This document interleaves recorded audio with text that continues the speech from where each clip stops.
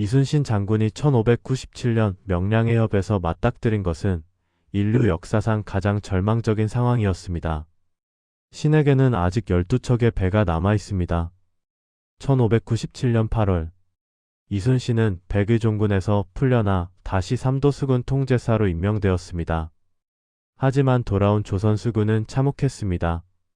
7천량 해전에서 괴멸당한 후였습니다. 200여 척이 넘던 전함은 단 12척만 남았습니다. 숙련된 수군은 대부분 전사했습니다. 남은 병사들은 겁에 질려 있었습니다. 무기도 부족했고 식량도 떨어졌고 사기는 땅에 떨어졌습니다. 그때 일본군 330척이 몰려왔습니다. 12척 대 330척. 상식적으로 싸울 수 없는 전투였습니다. 부하 장수들이 말했습니다. 육지로 올라가 싸우자고. 수군을 버리고 육군과 합류하자고. 하지만 이순신은 달랐습니다. 이순신은 조정에 장계를 올렸습니다. 신에게는 아직 12척의 배가 남아 있습니다. 라고. 포기하지 않겠다고. 반드시 싸우겠다고. 12척으로 330척을 막겠다고. 불가능해 보였습니다. 미친 짓처럼 보였습니다. 하지만 이순신에게는 계획이 있었습니다. 방법이 있었습니다. 그는 말했습니다. 배의 숫자가 중요한 것이 아니라고. 어떻게 싸우느냐가 중요하다고. 절체절명의 순간에 무엇을 하느냐가 승패를 가른다고 했습니다.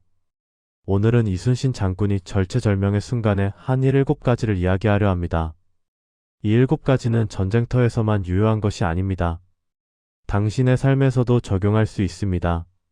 사업이 망해가는 순간, 프로젝트가 실패하는 순간, 모든 것을 잃은 것 같은 순간, 그럴 때 무엇을 해야 하는지 이순신이 보여줍니다. 지금 당신이 위기에 처해 있다면, 절망적인 상황이라면 이 7가지를 함께 배워보십시오. 오늘 이야기가 마음에 드신다면 구독과 좋아요를 눌러주세요. 잠시 생각해 보십시오. 당신에게도 12척 대 330척 같은 순간이 있었습니까? 그때 어떻게 했습니까? 포기했습니까? 아니면 싸웠습니까? 이제 함께 이순신의 선택을 살펴보겠습니다. 첫 번째부터 하나씩 살펴보겠습니다. 첫 번째, 현실을 정확히 파악했다. 적을 알고 나를 알면 백전불태니라. 먼저 나를 정확히 알아야 한다. 이순신이 절체절명의 순간에 가장 먼저 한 일이 바로 이것이었습니다. 이순신은 현실을 직시했습니다. 12척밖에 없다는 사실을 인정했습니다. 병사들이 겁에 질려 있다는 것을 알았습니다. 무기가 부족하다는 것을 파악했습니다. 거짓 희망을 품지 않았습니다. 상황을 미화하지 않았습니다. 있는 그대로 봤습니다. 현실을 정확히 파악하는 것이 첫걸음입니다. 병을 치료하려면 어떻게 해야 합니까? 먼저 진단해야 합니다. 어디가 아픈지 정확히 알아야 합니다. 거짓 진단을 하면 잘못된 치료를 합니다. 현실도 그렇습니다. 정확히 봐야 합니다. 12척이면 12척입니다. 120척이라고 착각하면 안 됩니다. 산을 오르는 것과 같습니다. 지금 내가 어디에 있는지 알아야 정상까지 가는 길을 계획할 수 있습니다. 이순신은 난중일기에 썼습니다. 배가 12척뿐이니 형세가 심히 외롭다고. 현실을 인정했습니다. 하지만 거기서 멈추지 않았습니다. 비록 12척이지만 죽기를 각오하고 싸우면 능히 막을 수 있다고 했습니다. 현실을 정확히 파악한 덕분에 이순신은 현실적인 계획을 세울 수 있었습니다. 12척으로 330척을 정면으로 막을 수는 없습니다. 그것을 알았습니다. 그래서 다른 방법을 찾았습니다. 지형을 활용하기로 했습니다. 물살을 이용하기로 했습니다. 현실을 알았기에 가능한 전략이었습니다. 부하 장수들은 현실을 외면하고 싶어 했습니다. 12척으로는 안 됩니다. 수군을 포기하고 육지로 가십시오. 하지만 이순신은 달랐습니다. 12척이라도 있다. 0척이 아니다. 이것으로 싸울 수 있다. 같은 현실을 보지만 해석이 달랐습니다. 이순신은 있는 것을 봤고 부하들은 없는 것을 봤습니다. 이순신은 가능성을 봤고 부하들은 불가능만 봤습니다. 현실을 정확히 보되 희망을 잃지 않는 것. 그것이 이순신이었습니다. 현실을 직시하는 것이 해결의 시작입니다. 이순신은 말했습니다. 현실을 정확히 알라고. 거기서부터 시작하라고 했습니다. 지금 당신도 해보십시오. 당신의 위기 상황을 정확히 파악해 보십시오. 무엇이 있고 무엇이 없는지 적어 보십시오. 거짓 희망도 과도한 절망도 버리고 있는 그대로 보십시오. 그것이 첫걸음입니다. 두 번째, 최악의 상황을 가정하고 준비했다. 최악을 준비하는 자만이 최선을 만들 수 있다. 이순신이 두 번째로 한 일이 바로 이것이었습니다. 이순신은 최악의 시나리오를 생각했습니다. 전투에서 질 수도 있다고 가정했습니다. 배가 침몰할 수도 있다고 생각했습니다. 그래서 준비했습니다. 퇴각로를 미리 파악했고 백업 계획을 세웠고 최악의 경우 어떻게 할지 정했습니다. 최악을 준비하는 것이 지혜입니다. 우산을 생각해 보십시오. 비가 올 것을 대비해 가지고 다닙니다. 비가 안 오면 다행입니다. 하지만 오면 젖지 않습니다. 최악을 준비하는 것은 비관이 아닙니다. 현실주의입니다. 댐을 생각해 보십시오. 평상시에는 물을 가둡니다. 하지만 홍수를 대비해 여수로를 만듭니다. 최악의 경우를 대비하는 것입니다. 그래서 안전합니다. 권위자 인용. 이순신은 부하들에게 말했습니다. 만약 적이 이쪽으로 돌파하면 저쪽으로 후퇴한다. 만약 배가 침몰하면 옆배로 옮겨 탄다. 만약 포위되면 이렇게 탈출한다. 모든 최악의 경우를 준비했습니다. 최악을 준비하되 최선을 다하라고 했습니다. 최악을 준비한 덕분에 이순신은 침착할 수 있었습니다. 당황하지 않았습니다. 전투 중 예상치 못한 일이 벌어져도 대응할 수 있었습니다. 한 배가 침몰했습니다. 하지만 미리 준비한 대로 병사들이 옆배로 옮겨 탔습니다. 혼란이 없었습니다. 준비했기 때문입니다. 어떤 부하가 물었습니다. 장군님, 최악만 생각하면 사기가 떨어지지 않습니까? 이순신은 고개를 저었습니다. 최악을 준비하는 것과 최악을 예상하는 것은 다르다. 나는 승리를 예상한다. 하지만 최악도 준비한다. 준비되어 있으면 두렵지 않다. 무엇이 벌어져도 대응할 수 있다. 그것이 오히려 사기를 높인다. 실제로 그랬습니다. 병사들은 장군이 모든 경우를 준비했다는 것을 알았습니다. 그래서 안심했습니다. 무슨 일이 벌어져도 장군이 해결책을 가지고 있다고 믿었습니다. 준비가 두려움을 이깁니다. 이순신은 말했습니다. 최악을 준비하라고. 그래야 최선을 다할 수 있다고 했습니다. 오늘 당신도 해보십시오. 당신의 프로젝트, 당신의 사업, 당신의 계획, 최악의 경우를 생각해 보십시오. 그리고 준비하십시오. 플랜 B를 만드십시오. 백업을 준비하십시오. 그것이 당신을 강하게 만듭니다. 세 번째, 작은 목표부터 세웠다. 천리 길도 한 걸음부터. 큰 승리는 작은 승리에서 시작된다. 이순신이 세 번째로 한 일이 바로 이것이었습니다. 이순신은 처음부터 330척을 모두 격파하려 하지 않았습니다. 먼저 선봉 몇 척만 막기로 했습니다. 그 다음 조금 더 막기로 했습니다. 단계별로 목표를 세웠습니다. 작은 승리를 쌓아 큰 승리로 만들 계획이었습니다. 작은 목표부터 세우는 것이 현실적입니다. 산을 오를 때를 생각해 보십시오. 처음부터 정상만 보면 어떻게 됩니까? 너무 멀어서 포기하고 싶습니다. 하지만 저 바위까지, 저 나무까지 이렇게 작은 목표를 세우면 어떻습니까? 하나씩 달성할 수 있습니다. 계단을 오르는 것과 같습니다. 한 계단씩 오르면 어느새 꼭대기입니다. 한 번에 뛰어오르려 하면 넘어집니다. 이순신은 부하들에게 말했습니다. 먼저 선봉 10척을 막는다. 그 다음 20척을 막는다. 하나씩 막아낸다. 330척을 한 번에 막을 수는 없다. 하지만 10척씩 33번 막으면 된다. 할 수 있다. 큰 목표를 작은 목표로 나눴습니다. 불가능을 가능으로 바꿨습니다. 작은 목표를 세운 덕분에 병사들이 용기를 냈습니다. 330척을 막으라고 하면 절망했을 것입니다. 하지만 먼저 저 10척만 막아라고 하니 할 수 있을 것 같았습니다. 실제로 선봉 10척을 막았습니다. 작은 승리였습니다. 하지만 병사들의 사기가 올랐습니다. 할 수 있구나. 그 다음 20척을 막았습니다. 또 승리했습니다.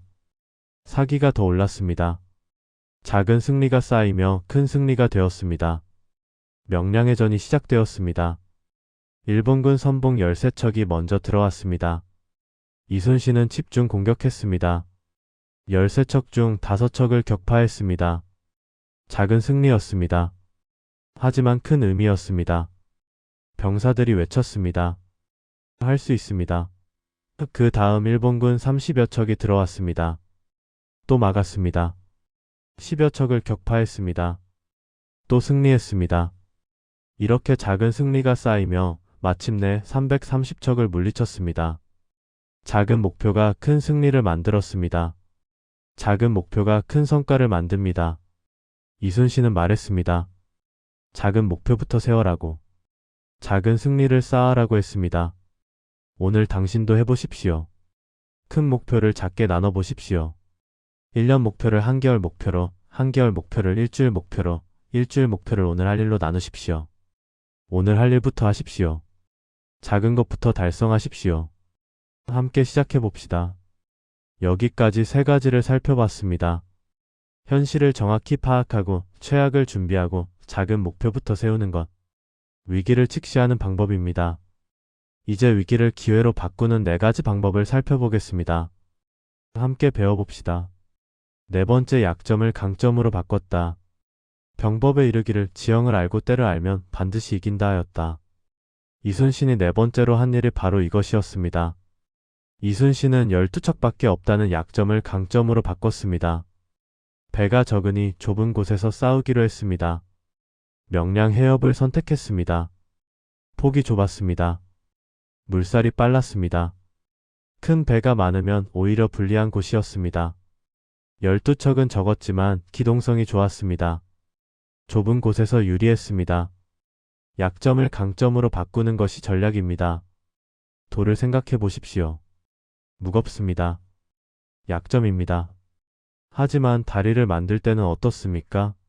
무거운 것이 강점이 됩니다. 튼튼하니까요. 물을 생각해 보십시오. 형태가 없습니다. 약점처럼 보입니다. 하지만 어떤 그릇에도 담깁니다. 유연함이 강점이 됩니다. 약점은 관점에 따라 강점이 됩니다. 이순신은 말했습니다. 배가 적은 것이 약점이 아니다. 강점이다. 좁은 곳에서 싸우면 적의 배가 많아도 한 번에 들어올 수 없다. 12척이면 막을 수 있다. 넓은 바다에서 싸우면 진다. 하지만 명량 해협에서는 이긴다. 약점을 강점으로 바꿨습니다.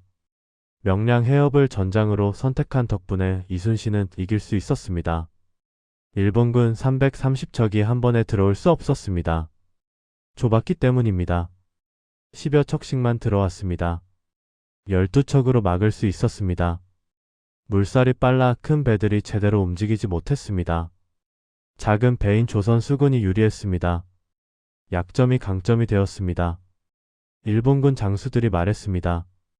저렇게 좁은 곳에 왜 들어갑니까? 넓은 바다에서 싸웁시다. 하지만 선봉 장수들은 자신했습니다. 12척밖에 없습니다. 쉽게 이길 수 있습니다. 그래서 명량 해협으로 들어왔습니다. 함정이었습니다. 좁은 곳에서 일본군의 숫자는 무용지물이 되었습니다. 큰 배는 기동성을 잃었습니다. 빠른 물살에 휘둘렸습니다. 반면 조선 수군은 지형을 알았습니다. 물길을 알았습니다. 작은 배로 자유롭게 움직이며 적을 공격했습니다. 약점이 강점이 되는 순간이었습니다. 약점을 강점으로 바꾸는 것이 지혜입니다. 이순신은 말했습니다. 약점을 강점으로 바꿔라고. 관점을 바꾸면 된다고 했습니다. 오늘 당신도 생각해 보십시오. 당신의 약점이 무엇입니까? 그것을 어떻게 강점으로 바꿀 수 있습니까? 작은 회사입니다. 약점처럼 보입니다. 하지만 빠른 의사결정이 가능합니다. 강점이 됩니다. 관점을 바꿔보십시오. 5번째, 부하들을 믿고 임무를 맡겼다. 장수는 혼자 싸우지 않는다. 부하를 믿고 함께 싸운다. 이순신이 5번째로 한 일이 바로 이것이었습니다. 이순신은 부하 장수들을 믿었습니다. 각자에게 임무를 맡겼습니다. 김응암에게는 좌군을, 송여종에게는 우군을, 미조왕에게는 후군을 맡겼습니다. 마이크로 매니징하지 않았습니다. 믿고 맡겼습니다. 스스로 판단하게 했습니다. 부하를 믿는 것이 리더십입니다. 한 사람은 손이 두 개입니다. 두 가지 일밖에 못합니다. 하지만 10명을 믿고 맡기면 어떻습니까? 20개의 일을 할 수 있습니다. 나무 한 그루는 약합니다. 바람에 쓰러집니다. 하지만 숲은 어떻습니까? 강합니다. 서로 의지하니까요. 조직도 그렇습니다. 혼자 하면 약합니다. 함께하면 강합니다. 믿고 맡겨야 합니다. 이순신은 부하들에게 말했습니다. 너희를 믿는다. 각자 맡은 임무를 다하라. 내가 모든 것을 지시하지 않겠다. 상황을 보고 스스로 판단하라. 나는 너희를 믿는다. 권한을 위임했습니다. 책임도 나눴습니다. 부하들을 믿은 덕분에 이순신은 전체를 볼 수 있었습니다. 세세한 것까지 신경 쓰지 않아도 되었습니다. 각 부대장이 자기 역할을 했습니다. 김응암은 좌군을 이끌고 적의 좌측을 막았습니다. 송여종은 우군으로 우측을 막았습니다. 이순신은 중앙에서 전체를 지휘했습니다. 완벽한 팀워크였습니다. 12척이지만 하나처럼 움직였습니다. 전투 중 돌발 상황이 벌어졌습니다. 일본군이 우측으로 우회하려 했습니다. 송여종이 즉시 판단했습니다. 이순신에게 보고할 시간이 없었습니다. 스스로 결정했습니다. 우군을 이끌고 막았습니다. 성공했습니다. 이순신은 기뻐했습니다. 잘했다. 내가 믿은 대로 했다. 만약 송여종이 보고를 기다렸다면 어떻게 되었을까요? 늦었을 것입니다. 하지만 권한을 위임받았기에 즉시 대응할 수 있었습니다. 믿음이 승리를 만들었습니다. 신뢰가 팀을 강하게 만듭니다. 이순신은 말했습니다. 부하를 믿어라고. 맡기고 책임지게 하라고 했습니다. 오늘 당신도 해보십시오. 혼자 다 하려고 하지 마십시오. 팀원을 믿고 맡기십시오. 마이크로 매니징하지 마십시오. 스스로 판단하게 하십시오. 그것이 팀을 강하게 만듭니다. 6번째, 앞장서서 싸웠다. 장수가 뒤에 있으면 병사는 싸우지 않는다. 앞에 서면 목숨을 건다. 이순신이 6번째로 한 일이 바로 이것이었습니다. 이순신은 가장 앞에 섰습니다.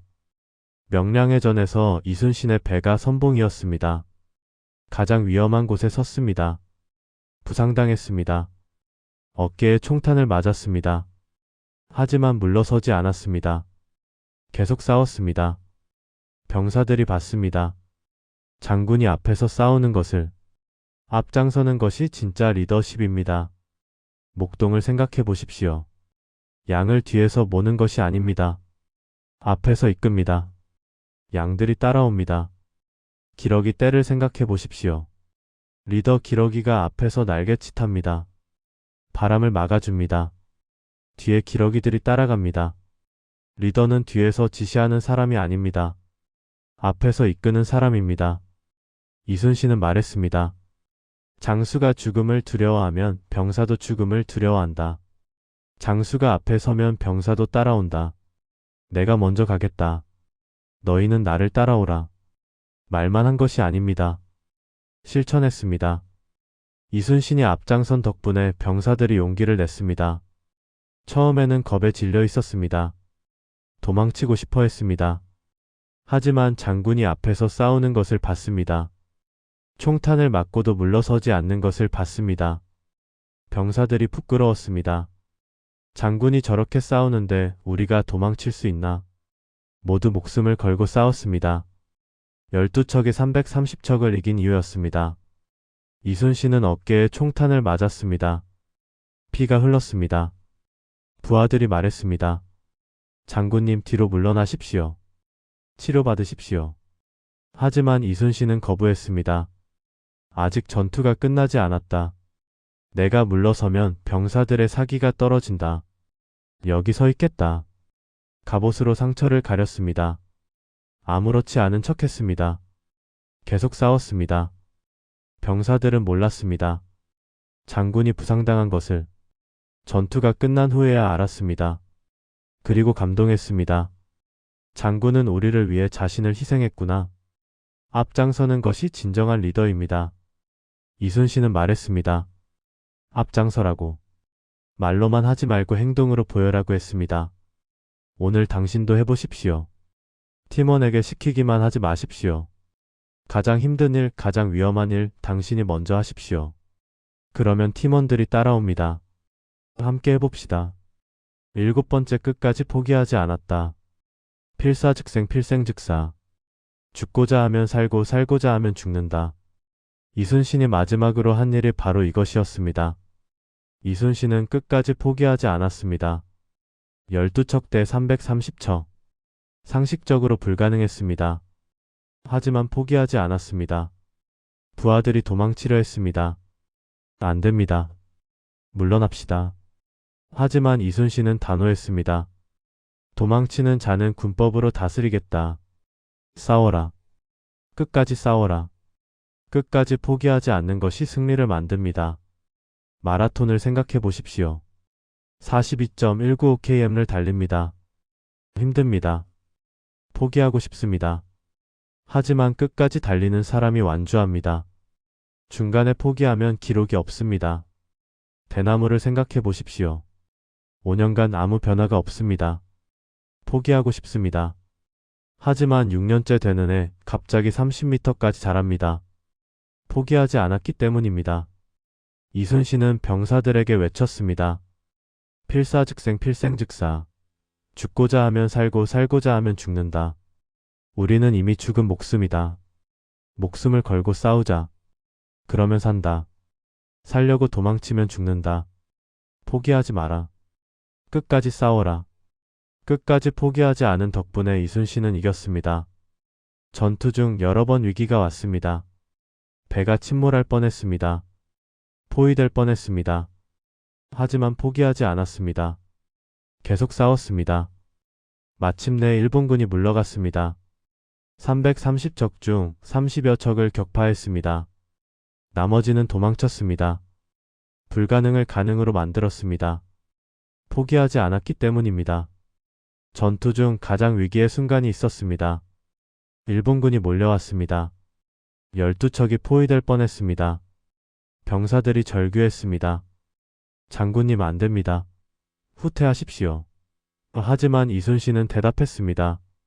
여기서 물러서면 끝이다. 조선이 끝난다. 백성이 죽는다. 물러설 곳이 없다. 여기서 막아야 한다. 포기하지 마라. 그 목소리에 병사들이 정신을 차렸습니다. 그렇다. 물러설 곳이 없다. 여기서 죽더라도 싸우자. 모두 목숨을 걸고 싸웠습니다. 그 순간 기적이 일어났습니다. 물살이 바뀌었습니다. 일본군 배들이 휘둘렸습니다. 조선 수군이 반격했습니다. 이겼습니다. 포기하지 않았기에 가능한 승리였습니다. 포기하지 않는 것이 기적을 만듭니다. 이순신은 말했습니다. 끝까지 포기하지 말라고. 필사즉생, 죽기를 각오하면 산다고 했습니다. 오늘 당신도 다짐해 보십시오. 포기하지 않겠다고. 힘들어도 계속하겠다고. 넘어져도 일어나겠다고. 끝까지 가겠다고. 그 다짐이 당신을 승리로 이끌 것입니다. 함께 끝까지 갑시다. 명량의 전이 끝난 후 이순신은 난중일기에 썼습니다. 적선 30여 척을 격파하고 나머지를 물리쳤다. 12척으로 330척을 막았다. 기적이 아니다. 준비했기 때문이다. 제자들이 물었습니다. 장군님, 어떻게 그것이 가능했습니까? 이순신은 대답했습니다. 처음부터 이길 수 있다고 믿었던 것은 아니다. 하지만 포기하지 않았다. 할 수 있는 것을 다 했다. 현실을 파악했고, 최악을 준비했고, 작은 목표부터 세웠고, 약점을 강점으로 바꿨고, 부하를 믿었고, 앞장섰고, 끝까지 포기하지 않았다. 그랬더니 이겼다. 그 절체절명의 순간 이순신이 깨달은 것은 명확했습니다. 숫자가 중요한 것이 아니라는 것. 어떻게 싸우느냐가 중요하다는 것. 12척이어도 이길 수 있다는 것. 330척이어도 질 수 있다는 것. 중요한 것은 포기하지 않는 것. 최선을 다하는 것. 지혜롭게 싸우는 것이었습니다. 오늘 이야기한 7가지. 이것은 이순신이 절체절명의 순간에 한 일입니다. 현실을 정확히 파악하고 최악을 준비하고 작은 목표부터 세우고 약점을 강점으로 바꾸고 부하를 믿고 앞장서고 끝까지 포기하지 않는 것. 이 7가지는 전쟁터에서만 유효한 것이 아닙니다. 당신의 삶에서도 적용할 수 있습니다. 당신의 일터에서도 사용할 수 있습니다. 오늘부터 실천하십시오. 첫째, 현실을 정확히 파악하십시오. 거짓 희망도 과도한 절망도 버리십시오. 있는 그대로 보십시오. 무엇이 있고 무엇이 없는지 명확히 하십시오. 둘째, 최악을 준비하십시오. 플랜 B를 만드십시오. 백업을 준비하십시오. 최악의 경우를 가정하고 대비하십시오. 셋째, 작은 목표부터 세우십시오. 큰 목표를 작게 나누십시오. 오늘 할 일을 정하십시오. 하나씩 달성하십시오. 넷째, 약점을 강점으로 바꾸십시오. 관점을 바꿔보십시오. 약점처럼 보이는 것이 어떻게 강점이 될 수 있는지 생각해 보십시오. 다섯째, 팀을 믿으십시오. 혼자 다 하려 하지 마십시오. 권한을 위임하십시오. 책임을 나누십시오. 여섯째, 앞장서십시오. 말로만 하지 마십시오. 행동으로 보여주십시오. 가장 힘든 일을 먼저 하십시오. 일곱째, 끝까지 포기하지 마십시오. 힘들어도 계속하십시오. 넘어져도 일어나십시오. 당신은 할 수 있습니다. 이순신이 12척으로 330척을 이긴 것처럼 당신도 불가능을 가능으로 만들 수 있습니다. 이순신은 명량의 전후 이렇게 말했습니다. 절체절명의 순간에 무엇을 하느냐가 승패를 가른다. 포기하면 진다. 싸우면 이긴다. 숫자가 중요한 것이 아니다. 마음가짐이 중요하다. 12척이어도 이길 수 있다고 믿으면 방법이 보인다. 330척이어도 진다고 생각하면 정말 진다. 현실을 직시하라. 하지만 희망을 잃지 마라. 최악을 준비하라. 하지만 최선을 다하라. 작은 것부터 시작하라. 작은 승리가 큰 승리를 만든다. 약점을 강점으로 바꿔라. 관점을 바꾸면 세상이 달라진다. 혼자 하지 마라. 함께하라. 믿고 맡겨라. 앞장서라. 말로만 하지 마라. 행동으로 보여라. 그리고 절대 포기하지 마라. 끝까지 싸워라. 필사즉생이다. 죽기를 각오하면 산다. 이것이 내가 12척으로 330척을 이긴 방법이다. 당신도 할 수 있다. 지금 이 순간부터 시작하십시오. 당신의 12척 대 330척 상황이 무엇입니까? 불가능해 보이는 프로젝트입니까? 넘을 수 없을 것 같은 목표입니까? 해결할 수 없을 것 같은 문제입니까? 포기하지 마십시오. 이순신의 7가지를 실천하십시오. 첫째, 현실을 파악하십시오. 종이에 적어보십시오. 무엇이 있고 무엇이 없는지. 둘째, 최악을 준비하십시오. 플랜 B를 만드십시오. 셋째, 작은 목표를 세우십시오. 오늘 할 일을 정하십시오. 넷째, 약점을 강점으로 바꾸십시오. 다른 관점에서 보십시오. 다섯째, 혼자 하지 마십시오. 도움을 요청하십시오. 여섯째, 말만 하지 마십시오. 행동하십시오. 일곱째, 포기하지 마십시오. 끝까지 가십시오. 당신은 할 수 있습니다. 이순신이 그랬듯이 당신도 기적을 만들 수 있습니다. 함께 시작합시다. 함께 끝까지 갑시다. 이순신은 마지막 전투에서 전사하기 직전 이렇게 말했습니다. 내 죽음을 알리지 마라. 전투는 계속되어야 한다. 끝까지 포기하지 않았습니다. 죽는 순간까지 싸웠습니다.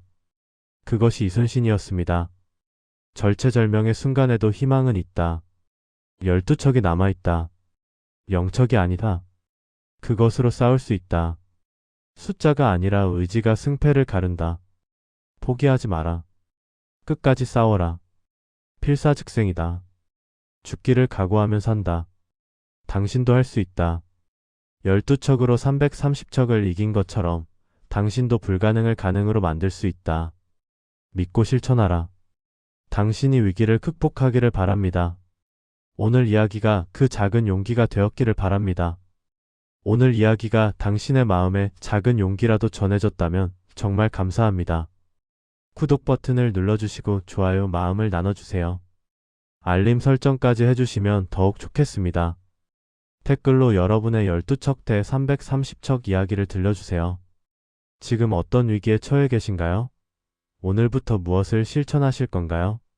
그 작은 결심이 또 다른 분들에게 용기가 될 것입니다. 함께 위기를 극복해 갑시다.